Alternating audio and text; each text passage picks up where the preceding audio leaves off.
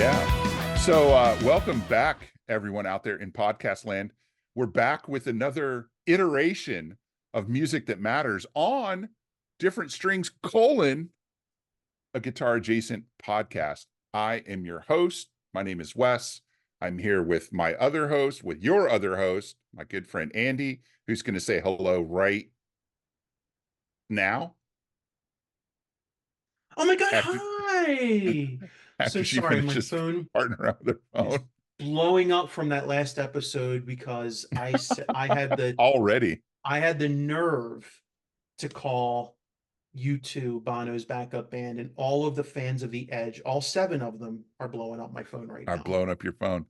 We're going to get on to Music That Matters, which this time around is Andy's pick, though it ties in with our last episode theme about the top bands where nobody got a free ride.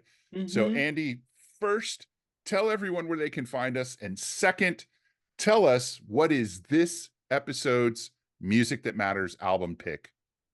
In that order, different strings podcast at gmail.com. Please and thank you. Send us your questions, your rumors, your gossip, your hate mail, your love letters, all of that. Find us on Facebook, Different Strings Podcast, and also on YouTube, Different Strings Podcast. And if you're on YouTube, do us a favor, please, for the love of God, all knows holy and pure, like, subscribe, comment, and hit the notification bell so you never miss a single episode. Because honestly, this is like critical conversation. Like in today's world, this is the stuff that matters. Okay.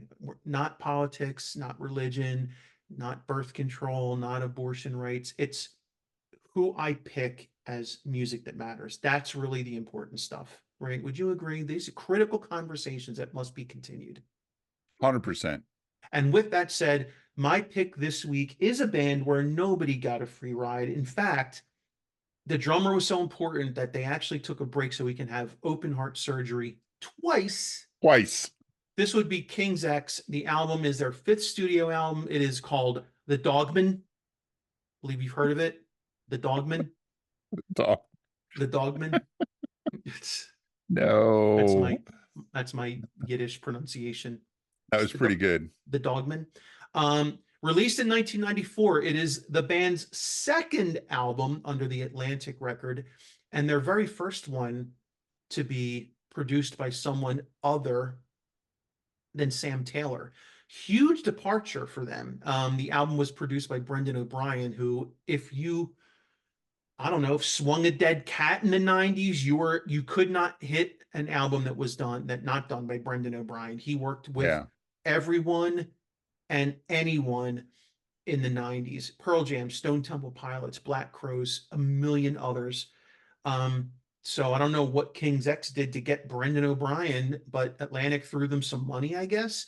They recorded probably one of the heaviest albums to date the heaviest album to date in their catalog. And it definitely was like a sign of things to come, because even though they did for a while shift away from that super heavy sound, they shifted back eventually. Yeah. um like you mentioned in the last episode, albums like 15 and Ogre Tones, they leaned back into that heavy sound hard, but they took a little bit of a detour for a while. Anyway, Dogman was Mm. strongly approved by critics and fans. One of their best works, got them a place on the Lollapalooza tour. Not only And that, they played at Woodstock that year. oh, that's right, not Lollapalooza, Woodstock and Headbangers Ball. Yeah. They got a lot of attention from this record, and still they are critically undervalued as a Yeah. heavy band. I do not understand how they never got the success. I don't even want to venture a guess, but um it was, I don't know. I know a couple of things about this record. One is there's a Jimi Hendrix cover on it. Yeah. Manic Depression at the end of the album. A Yeah, live cover. yeah, and it is unbelievable. It is. Ty absolutely tears the roof off on that solo. Unbelievable. And if I recall correctly, this was the second album where he started using Mesa cabinets, but this was the first record and maybe only record where he used dual rectifiers in his backline. I think you might be right about that, Andy. Yeah, first and only. And hearing Ty Tabor somehow simultaneously have the thickest, heaviest, and also bell-like clean tones on the same, sometimes same song, just by rolling the volume control back on his guitar. It is pure black magic fuckery. I'm sorry, there's no other way to say it. The tone on this record, I mean, it's you. Ty Tabor is one of the guitar players where it's like you 100% know it's in the fingers, because Yeah. hearing him go from that Lab Series stuff to this, night and day, and yet it is so very clearly Ty Tabor on both records. Um, so let's talk about the singles from this record. Dogman was released, Fool You, Pillow, and Pretend, all four singles. Mhm. I don't know. I mean, for me, this was, I don't know if it's how well this album charted. Let me see if we can find out. It didn't Um, chart well. yeah. So even It though didn't this, it didn't even go gold. oh my God, US Billboard 200, it peaked at 88. I mean, that's criminal. Um, so to me, this is King's X at their heaviest, dealing with the 90s, trying to find a place in the grunge world, which they didn't sound like grunge, period. Yeah. And They I did not. and now that I think about it, I think that's probably what was happening to King's X. I think they were still they were fighting that uphill battle, being a guitar heavy, you know, progressive-ish band at a time when we were listening to less and less and less progressive Heavy. music. Right. They went on tour opening for people like in Woodstock. They were, think of Pearl Jam, Motley Crue, The Scorpions, and Typo Negative. What? Yeah. Like, does King's X sound like any of those bands? No. No. Um, But yet, yeah. it was also, I think, during this time that, if I could, this also was their transition, as you talked about it, away from the Christian themes from previous Yeah. records. So if I recall correctly, the album right before this had things like Black Flag, Yep. right? That was the big single from the album before this. It was, you could hear Doug's lyrics on this record. You can hear his frustration with religion in altogether. There was no Christian themes on this record. Um, something was changing with him. And this album was dark, it was heavy, it was angry, really. And I really kind of feel like this was the start of a very different era for them. They didn't, Hmm. honestly, Ear Candy came after this, and that is to me one of the best King's X records. Oh, Ear Candy absolutely. is so good, but what they did on that record was, that record, actually Ty started using a Jubilee head for that record, a Marshall Silver Jubilee. Gotcha. Got a lot more organic vintage kind of tone. So while there was still some heavy stuff on that record, it didn't have the same like girth that this record did. It wasn't as angry and had a couple of like more Mhm. softer tunes. Also, I feel like the King's X groove started to come into play, like that. uh, their sound was like, the groove was there, but it was heavy. They hinted at it on earlier records by Ear Candy. It was like in full effect with songs like Sometime and The Train and all that. So um yeah, to me though, there's something about this record that still speaks to me when I want to hear something heavy and I want something that's still melodic and great background vocals. This is the album to go to. I did not even Yeah. have to listen to this but I did anyway. Um, Yeah. Me ditto. because I forgot Well, Manic Depression was on it. yeah. And one of the things that I didn't remember, but rediscovered this time today when I was listening to this again is they weren't just drop D tuned, they were down tuned and dropped beyond D For the tuned first time. for some of the songs. So they were messing around with tunings a little bit, messing around with textures. And yeah, I mean, this album is so much heavier than the albums before it. I don't feel like they could have made this album with Sam Taylor. I think he would have prevented them actively from making this album, Hmm. which is no slam on Sam. What he did in his time as the producer helped King's X establish themselves, get their songwriting under control, and figure out what they wanted to sound like. Mm-hmm. And this is what they wanted to sound like. And they could Yeah. not have made this album with Sam Taylor. Yeah, I Um, agree. and that's not because Sam doesn't produce heavy bands. He produced Galactic Cowboys and Atomic Opera, both which are full on metal bands. Uh-huh. So Sam can do heavy stuff. Just Sure. for whatever reason, he didn't want King's X to have that heavier sound. Right. He heard But them yeah, I different. mean, yeah, he heard them different, and that's what a producer does. But I feel like, and I think you may have said this, Dogman came the closest to sounding like King's X in a live show on record. And it's I something I don't think they've come that close since then. Because I've seen King's X 15 times. Wow. Yeah. And their live shows are just astounding Mm-hmm. because they sound so much like the record, but heavier, Mm-hmm. you know?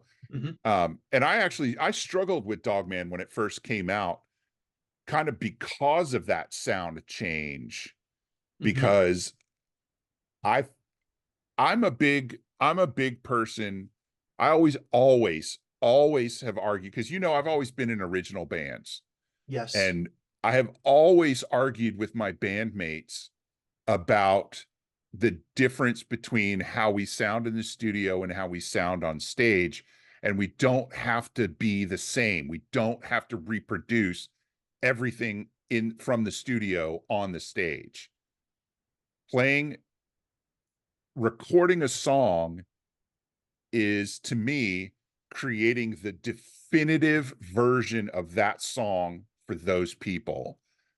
Playing on stage is about transmitting the essence of the song to the listeners, to the crowd. And they can and often should be two different things. Hmm. It's interesting. And I don't know that God, we could do an episode on that. I don't know if I would have agreed with you yesterday if you told me that. yeah, But I think I'm coming around to that way of thinking because I think of all the bands I've seen and I think to myself, I might be a little disappointed if the band didn't live up to the studio in some aspects, right? yeah, Like when you go to see Dream Theater, you're going to see them play. Those songs are too intricately written to like mess around with. right. However, King's X is more, I'm not going to say they're jam band because I don't think that's an appropriate term, but as No.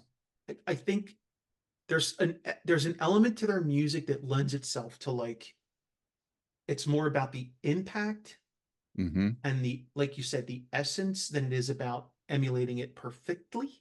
However, like their background vocals are like critical elements to the song. Like some things you can't mess with, but like I don't know, like I think I hear what you're saying. There's room for King's X to be a little different, right? So that's an interesting point. I thought when I watched clips of them play on this tour, they sounded a lot like the record, Yeah, yeah, they did. like you're saying. Um, but I also thought when I saw them during the Faith, Hope, and Love tour, they sounded a lot like the record as well. Like they still really did sound, but yeah, it's interesting. I also know that because when they tour these days, they tune down a lot lower, so they're playing a lot of the older songs even lower than they used to for Doug. Mhm. So they don't sound like the record anymore. They don't. They sound like King's X now playing all their older stuff. And that's okay because Doug It is is. now in his 70s. That is correct. And it's still King's X and they're still great. They Yeah. still sound great. They just don't sound like the record anymore. And that's okay. Right. Yeah. And Doug is still a great singer. He is still impossibly thin, and he still plays the weirdest looking 8 and 12 string left-handed basses. And he's actually quite short. I don't know if you remember seeing him live, but he doesn't look it on stage. But when I met him, he was actually shorter than I expected, and Ty was too. Yeah, Ty's a little guy. Yeah. Okay. So I believe what you were trying to say earlier is how they sounded live, and I thought I didn't get to see him on Woodstock. I did see him after Woodstock. I did see him before Woodstock, and I thought they sounded phenomenal. And I think I might have seen him one more time after that, but I don't remember. Um, they have always just, at least in the shows I've gone to, they have always put on a hell of a show. Even though they're Yeah. all tied to their mic stands because they're all playing, they're still fun to watch. Actually, because I mostly watch Jerry all night. He's actually quite a show. He is. He's like he kind of looks like a Muppet, Uh-huh. when he plays. Yeah. But one of the things that I've always liked about their live shows, and I made this comment to somebody else. Somebody on the Gear page was talking about going to see King's X recently, and they said their one complaint was the band was a little loud for the room. And I commented, and this is absolutely true. Every time I have ever seen them, they've been a little too loud for the room. And I don't have a problem with that. I wear earplugs, so I'm good. That's right. Me too. But I didn't really care very much about the whole Woodstock broadcast, Hmm. but I wanted to see King's X because they were in 1994. I felt like I was the only King's X fan in my Hmm. circle. Yeah, me too. And I just talked to everybody about how they were going to be on Woodstock and how you had to go watch them, and they killed it. They They did. I thought, absolutely killed it. Wes, I And I'm swear. so angry that didn't boost them in the public. I blame Atlantic Records for not capitalizing on that Yep. performance because Yep. they were so good. They captured the crowds. They captured the crowd in a way like no one knew who they were going in. And after that, they tore the roof off. And I remember thinking, this is the break King's X needed. They're going to be huge tomorrow. Yeah. And how wrong I was. Yeah, I remember that because they played Yeah, an and incredible set. they did, and they played the songs that you would expect to hear, but they also played Dogman. They played songs from their new album, and they played Manic Depression, which was amazing. Yeah, yeah, yeah. I thought we were going to be seeing, I thought it was the end of King's X being criminally underrated, and unfortunately not. They may have gotten a few new fans that day, but the record label did not push them hard enough. Yeah. So, And mm-mm. maybe that's because they weren't a grunge band, and Yep, grunge is where the money was in 1994. yeah. No one was willing to take a risk on another band back then. Yeah. Yeah. Okay. But yeah, they So, they played on Friday, and that was really the only thing I cared about was seeing them, mhm. you Mm, know. they were Wow, due. there's a lot of big bands played that now that I'm looking at the list. Rollins Band? What was Rollins Band doing at Woodstock 94? I don't know. Interesting. Hmm. Okay. All right. Well, that's my pick, my friend. Yeah, and a great one. And I encourage everybody to listen to this album obsessively because it is so good. I mean, if you're a guitar Like, player, you won't find tastier licks anywhere. no, no. If you're a guitar player and you've never heard Dogman, you owe it to yourself to go listen to this album, Yes. Go listen to the Dogman. The Dogman. The Dogman. All right. That's Go ahead, what? Nothing. I was going to make a Yiddish joke, but I changed my mind. I am a Yiddish joke. Different Strings Podcast at Ba-dum-bum. gmail.com. Find us on Facebook, Different Strings Podcast. On YouTube, do us a favor, please, and thank you. Like, subscribe, leave comments, do all the things, please. And we will be back soon with another jam-packed episode, and it'll be Yes. Wes's turn to pick a band and an album, and he is chomping at the bit to surprise and delight us. Yes. And be sure you tune in for our next episode because it will be controversial and meme worthy, and it'll make you angry or joyful depending on your attitude. And I promise you, we will not mention Brad Whitford once. Not not once, because we mentioned him several times this week. I can't wait to tune in. Oh, wait, I have to record it. Yeah, you have to tune in, Andy. Whatever. All right, take it easy, everybody. Bye. Bye.